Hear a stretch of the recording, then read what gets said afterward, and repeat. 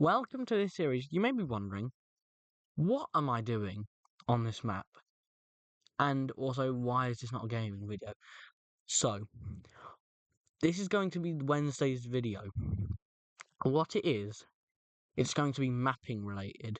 So if you understand that, that's fine. If you don't, you can maybe, I don't know, check out, there's a YouTuber that I watch that got me into mapping, AdizzPro, really good at what he does. Much better than me, easily.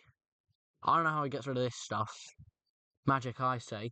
But it's going to be something. Well, I'm taking some ideas, and I will credit him. You please, if you like what I've done here, go subscribe to him. He does it much better. He's amazing at his job. So this is going to be an alternative future of the world. All of these events, like these, just are things that might play out. Like they might happen in the future or something else. So I'm just going to enable this. I'm going to show people something. So this is the alliance layer.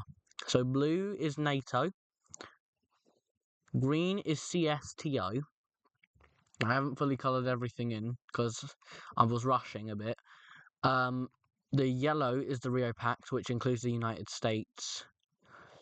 This lime green here, this is the axis of resistance, which is Iran, Syria, and Lebanon.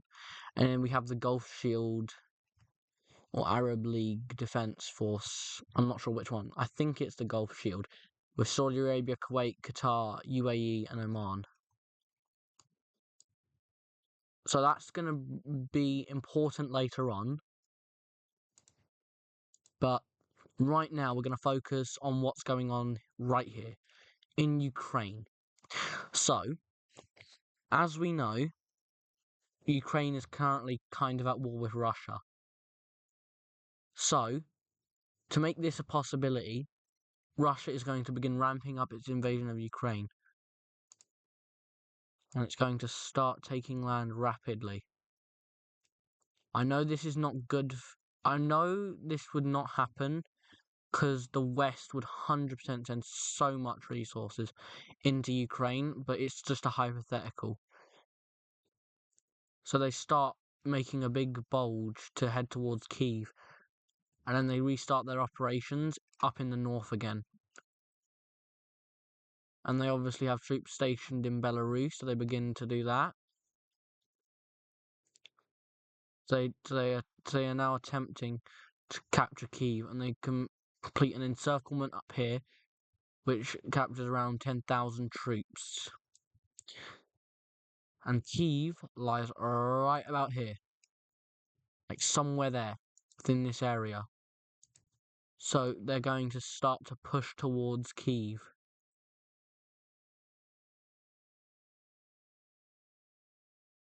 So what they're doing is they're trying to complete a full encirclement around this area of Ukraine from here to there. If they can do that, that will pretty much make Ukraine lose the war, and that is their plan. It may or may not work out for them. So they continue their spearhead upwards,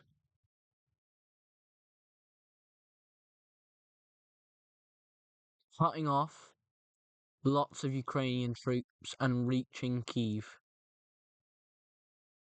Attempting and begin to try and encircle the city, but they do fight back and successfully win battles around Kyiv, gaining more ground.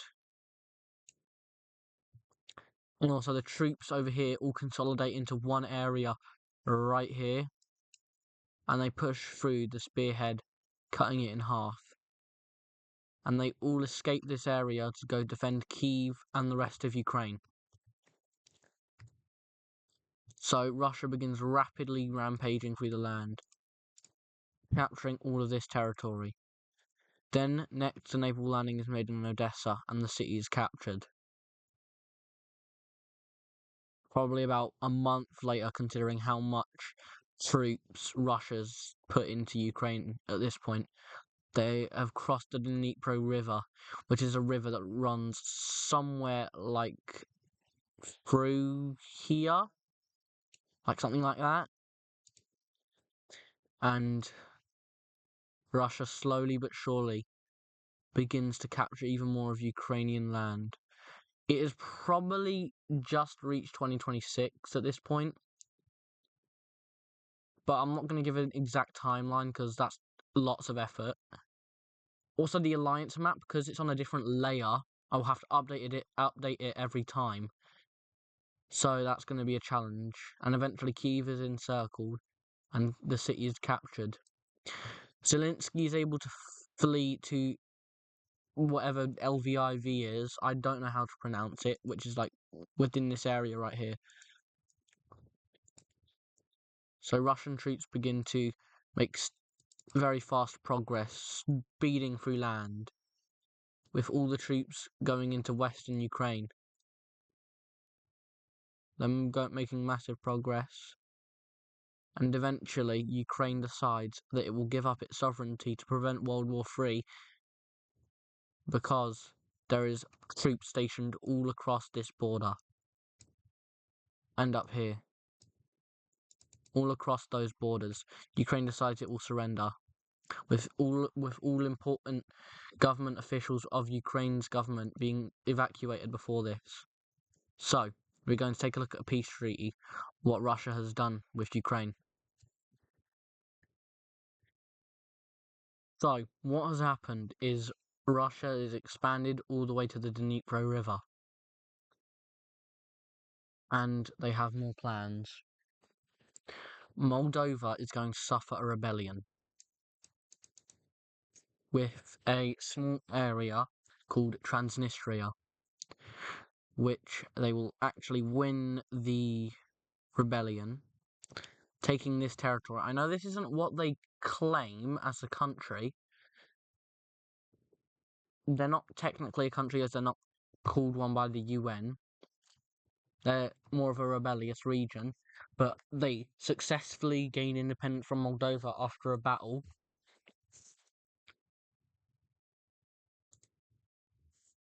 Therefore, making them a Russian ally as they're Russian aligned. Also, what's left of Ukraine has been turned into a Russian puppet state. Next, I know something unrealistic, but Israel and Palestine. What's going to happen here? I know you're all wondering. Here's the plan. We merge them together. They have worked out their differences. Like, hey, I don't like killing, and like, hey, I don't like killing as well. So they decided here, why don't we unite, making Palestine? Yes, Palestine. Never thought you'd hear that, did you? Next, down here in Somalia, there's an area in Somalia called Somaliland. In Somaliland, they want independence. So, they're going to fight for it. So the rebellion is going to start like around... Oh, that's anti-aliasing. Also, if you want to do something similar to this, you want anti-aliasing turned off when you're doing these. Also, how I don't go through the borders is the recolor tool, by the way, which is a shortcut key, but I don't use that. I'm not that smart. So the rebellion just goes through here and cuts off some troops over here, capturing them. And eventually, once they reach what they want, the Somalian government will agree to give them sovereignty, which sovereignty just means independence. So let's take a look at that peace treaty.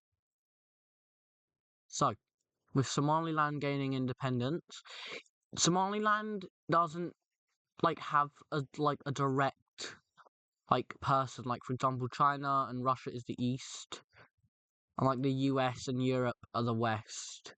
I'm not exactly sure which one they fall under. I feel like they'd be more western aligned, because I think, if I remember correctly, Somalia is eastern aligned, and they don't like Somalia, considering the fact that they revolted against them.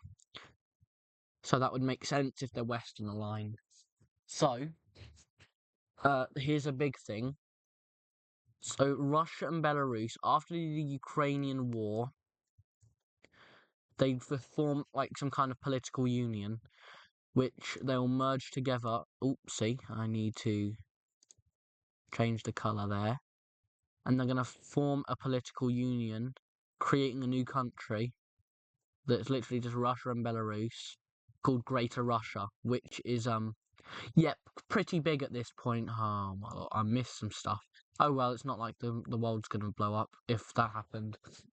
Next, Morocco's gonna invade Western Sahara. If you know why, it's not because there's no one there.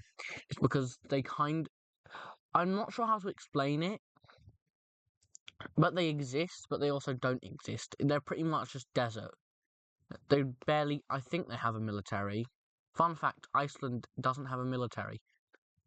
So if they were invaded by, let's say, I don't know, the UK, which doesn't happen, which will not happen because both the UK and Iceland are in NATO, which is a North Atlantic Treaty Organisation,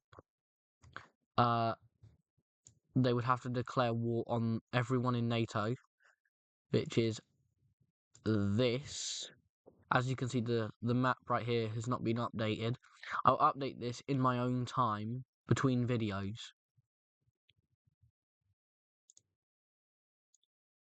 So,